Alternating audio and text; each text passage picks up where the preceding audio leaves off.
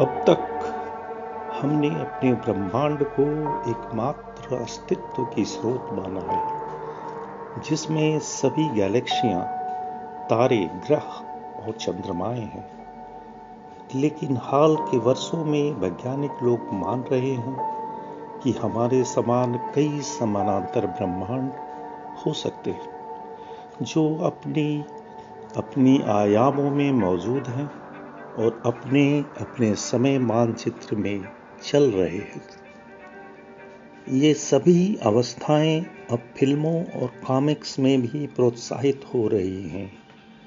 समय यात्रा और मल्टीवर्स जैसे अवधारणाएं अब मुख्य धारा जाने वाली शैली बन गई है, हालांकि वे वैज्ञानिक रूप से अब तक सिद्ध नहीं है। लेकिन ये अवधारणाएं पहले से ही हमारे प्राचीन हिंदू शास्त्रों, पुराणों, वेदों और भगवत गीता में कई बार उल्लिखित हैं, जो हजारों वर्ष पहले लिखे गए थे। मल्टीवर्स विकिपीडिया के अनुसार एक कल्पनात्मक समूह है जिसमें कई ब्रह्मांड शामिल हैं। इन सभी ब्रह्मांडों में वह सब कुछ शामिल है जो है समय, स्थान, पदार्थ, ऊर्जा, जानकारी और उनका वर्णन करने वाले भौतिक नियम और स्थिरांक यानी कांस्टेंट। लेकिन हिंदू शास्त्र के अनुसार मल्टीवर्स एक अनंत ब्रह्मांडों का संग्रह है जो कर्ण सागर के रूप में जाने जाते हैं। इन ब्रह्मांडों की सभी संभावनाओं को महाविष्णु द्वारा देखा जाता है। हिंदू कॉस्मोलॉजी के अनुसार मल्टीवर्स की विचारधारा को सागर में तैरते अनगिनत ब्रह्मांडों का संग्रह कहा जाता है, जिसे कर्ण सागर कहा जाता है। महाविष्णु द्वारा इन ब्रह्मांडों की सभी संभावनाएं देखी जाती हैं। यहाँ तक कि ये वैज्ञानिक सिद्धांतों और प्राचीन दार्शनिक अवधारणाओं के बीच एक पैरेलल दिखाई दे रहे हैं। तो इन विषयों को हमें सावधानी बरतकर निरंतर अध्ययन करना आवश्यक है, क्योंकि ये सभी तथ्यों का सामाजिक और ऐतिहासिक संदर्भ भी हो सकता है। ब्रह्मा जी, हमारे ब्रह्मांड के निर्माता, एक बार श्री कृष्ण को परीक्षण करने का प्रयास किया था जब कृष्ण अपने दोस्तों और गायों के साथ खेत में खेल रहे थे। ब्रह्मा जी ने इन सभी उसके दोस्तों और पशुओं को अलग कर लिया और उन्हें ब्रह्मलोक ले जाकर वहां छुपा दिया। श्री कृष्ण, जो सर्वशक्तिमान है, ने पूरे परिस्थिति को समझ लिया और उन्होंने अपने गायब दोस्तों और गायों के स्वरूप में अपनी प्रतिरूप की ताकत से कॉपी किया, ताकि कोई न जाने कि वे मूल रूप से अनुपस्थित हैं, जो अन्यथा गांव में हलचल मचा देता। 1 वर्ष के बाद ब्रह्मा जी ने समय की स्थिति के बारे में जानकारी प्राप्त करने के लिए उसी गांव में वापस आए। लेकिन वो चौंक गए कि उन बच्चों और पशुओं को जिन्होंने अलग कर लिया था, वहां खुशी खुशी खेल रहे थे। उन्हें घोर आश्चर्य हुआ। ब्रह्मा जी को समझ नहीं आया कि सामान्य प्राणी कैसे ब्रह्मलोक और पृथ्वी दोनों में एक साथ रख सकते हैं। ब्रह्मा जी अपने अधिक आत्मविश्वास के कारण समझ गए कि यह एक ऑलमाइटी का जादू है और उनसे पूछा कि यह कैसे संभव है। श्री कृष्ण ने फिर आत्मा से अपनी आंखें बंद की और ब्रह्मा जी ने देखा कि अंगुलियों की एक असंख्य संख्या में अन्य ब्रह्मांड भूमि के ऊपर तैर रहे हैं। कुछ में 10 सिर होते थे, कुछ में 100, जबकि कुछ में हजारों थे, और वे सभी मिलकर सर्वशक्तिमान की पूजा कर रहे थे। श्री कृष्ण ने ब्रह्मा जी को शिष्टाचार से कहा कि वह इस ब्रह्मांड के केवल निर्माता हैं, लेकिन अन्य अनगिनत ब्रह्मांड हैं, प्रत्येक में अपने निर्माता हैं और प्रत्येक अपने जन्म और मृत्यु चक्र को बनाए रखते हैं। इस प्रकार भागवत पुराण में दी गई इस कहानी के माध्यम से श्री कृष्ण ने सीधे हमें मल्टीवर्स की अवधारणा के साथ परिचित किया। ब्रह्मा जी के साथ इस कथा के माध्यम से, भगवत गीता के माध्यम से हमें मल्टीवर्स की अवधारणा के साथ सीधे प्रबोधित किया गया है। ब्रह्मा जी की कथा के अलावा पुराणों के अनुसार हमारी दुनिया में 3 आयाम हैं, 3 डायमेंशंस हैं, जिन्हें हम अपनी भौतिक अनुभूति कर सकते हैं। चौथा आयाम समय है, जो स्थिर रूप से आगे बढ़ता है और अल्बर्ट आइंस्टीन के सापेक्ष तात्कालिक समय को स्थायी पैरामीटर माना जाता था, जो गलत साबित हुआ। पुराणों के अनुसार भूलोक मध्य प्लैनेट के रूप में कार्य करता है, जो निचले और उच्च प्लैनेट्स के साथ अस्तित्व में है। ये कुल 14 हैं। कुछ उच्च प्लैनेट्स स्वर्गलोक, तपलोक, सत्यलोक हैं, जबकि कुछ निचले प्लैनेट्स पाताल, अताल, विताल हैं। इन सभी प्लैनेट्स का समय चौथा आयाम है। एक सामान्य मानव मस्तिष्क का विकसित होना केवल चौथे आयाम तक का अनुभव करने के लिए है। यह मल्टीवर्स आयाम है, जहां प्रत्येक यूनिवर्स के ब्रह्मा जी निवास करते हैं, जिनका अपनी व्यक्तिगत यूनिवर्स पर अधिकार होता है। इस आयाम में ही ब्रह्मा जी का जन्म और मौत होती है उनकी। छठा आयाम महाविष्णु इस आयाम के एकमात्र निवासी हैं, जिनके 3 रूप हैं। प्रत्येक का अपना जिम्मेदारी और उद्देश्य है। विष्णु हर यूनिवर्स में ब्रह्मा का काम करने और उन्हें बनाए रखने के लिए जिम्मेदार हैं। 7वां आयाम को ब्रह्मा ज्योति कहा जाता है। योगियों जो आध्यात्मिक पूजा करते हैं, वे इस आयाम को प्राप्त होते हैं। यह आयाम ज्ञान और बुद्धिमत्ता का एक भंडार है, जो अंत में भगवान के दरवाजे को खोलता है। 8वां आयाम,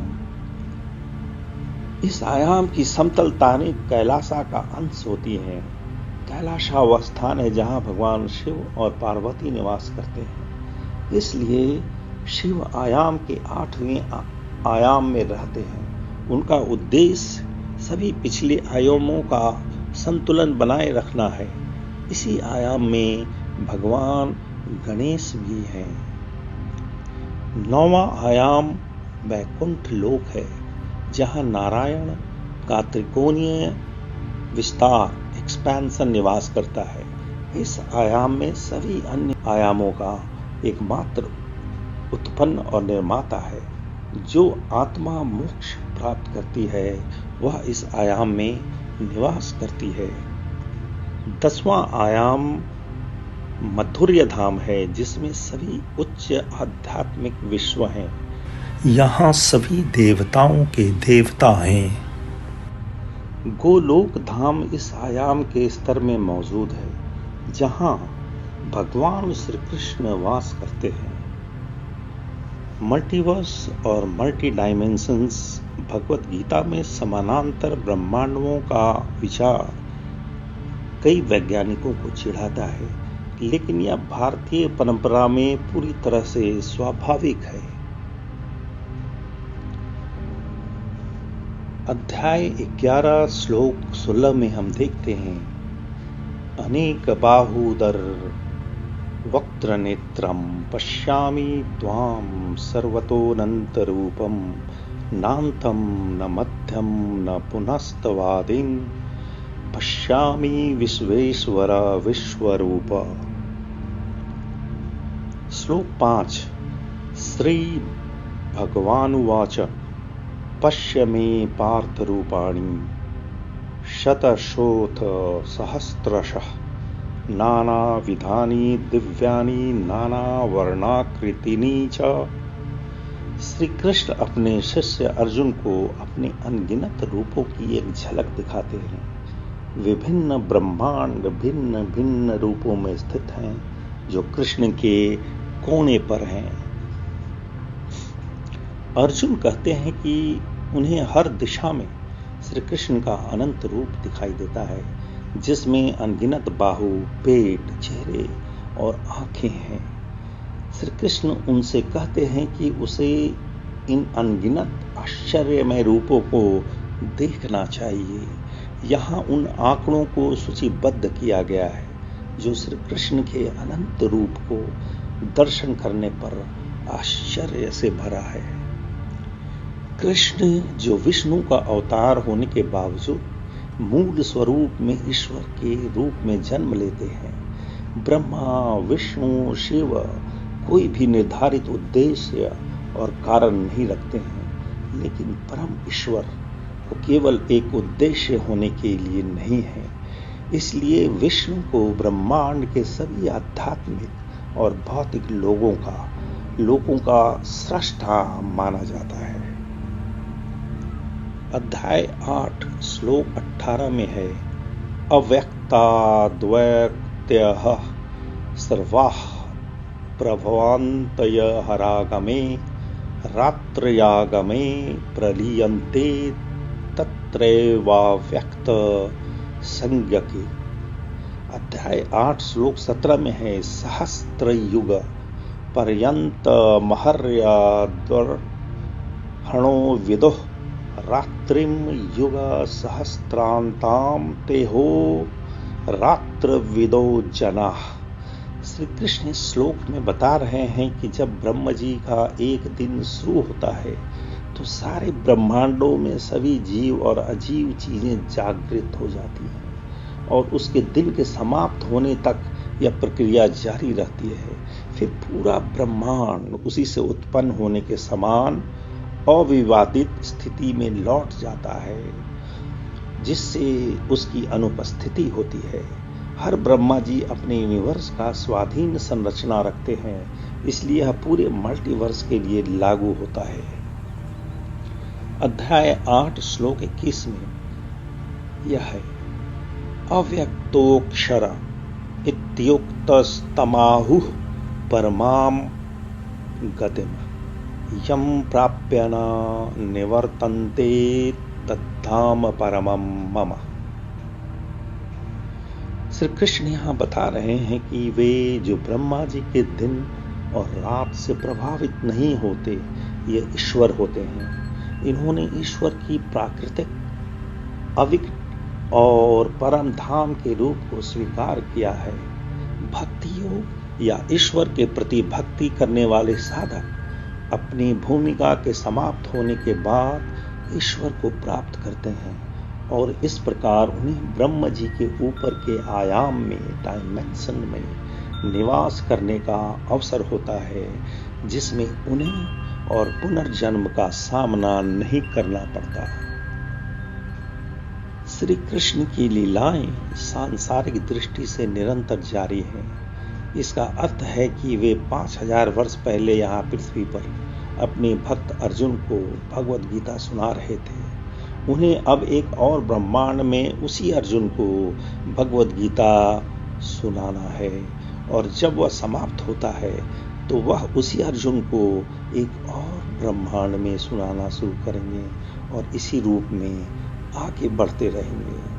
उनकी सभी गतिविधियां विभिन्न ब्रह्मांडों में निरंतर पुनरावृत्ति हो रही है। इसके अलावा चलचित्र टेनेंट में एक समय यात्रा की पैराडॉक्स की चर्चा है, जिसमें कोई व्यक्ति समय में वापस जाकर अपने खुद के दादा को मार देता है। इस मामले में एक व्यक्ति को नहीं जन्म लेने के कारण एक पैराडॉक्स उत्पन्न हो जाता है, जो एक संदिग्ध परिस्थिति उत्पन्न करता है। हिंदू पौराणिक कथाओं के अनुसार इसकी परिस्थिति भिन्न है। यदि कोई व्यक्ति समय यात्रा करता है तो वह एक अलग ब्रह्मांड में चला जाएगा, जिससे वर्तमान ब्रह्मांड को प्रभावित नहीं करेगा। श्री नारद मुनि, महान ऋषि, अपनी अविशेष शक्ति और ज्ञान के कारण समस्त ब्रह्मांडों के बीच में यात्रा करने का समर्थन करते हैं, जिससे वे अंतरिक्षीय सिद्धांतों का अन्वेषण कर सकते हैं और विभिन्न ब्रह्मांडों की अनेकता को देख सकते हैं। इस तरह से हिंदू धार्मिक दृष्टिकोण से मल्टीवर्स और मल्टी डायमेंशंस की अवधारिता को समझना है, जो आधुनिक विज्ञान और धार्मिक आधारों पर एक साथ मिलते हैं। अतः हम देख रहे हैं विज्ञान और प्रौद्योगिकी की प्रगति के साथ पुराणों और भगवत गीता में उल्लिखित अवधारित विचार वास्तविकता बन रहे हैं। अब जब वैज्ञानिक पहले से ही इस पर विश्वास कर रहे हैं, आशा है कि आने वाले वर्षों में हम इस मल्टीवर्स पर और अधिक दृष्टिकोण प्राप्त करेंगे। किसी को पता नहीं इस मल्टीवर्स की धारणा को समझने में मानव को कितना वक्त लगेगा। हो सकता है सदियां लग जाएं, या जिस गति से विज्ञान अग्रसर है, हो सकता है बहुत जल्द हम मल्टीवर्स को समझ पाएं।